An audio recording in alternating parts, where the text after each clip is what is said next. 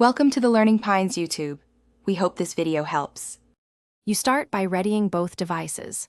Put the Quest 2 on and open Settings, then Devices to enable Bluetooth so the headset can discover external input. Next, power your keyboard and activate its pairing mode, usually a dedicated button or key combo, so the headset will see it.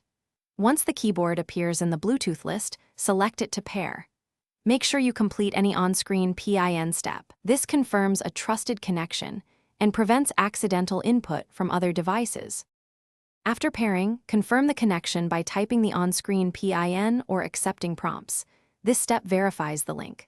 Once connected, open a text field to test keys and check layout, QWERTY, international, or custom, because mismatched layouts cause wrong characters. If keys feel off, change language and layout in settings to match your keyboard. You can also toggle autocorrect and predictive text.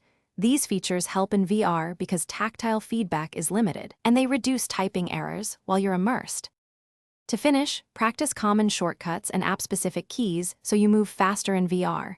Once comfortable, adjust sensitivity and timeout in settings for your preference. If input lags, repair the keyboard or reboot the Quest 2. That clears temporary Bluetooth glitches. Make sure headset firmware and keyboard firmware are up to date, because updates fix pairing and layout bugs. If problems persist, try another Bluetooth device to isolate the keyboard. This helps you know if the issue is the keyboard or the headset. Thanks for watching. Consider subscribing if we helped you.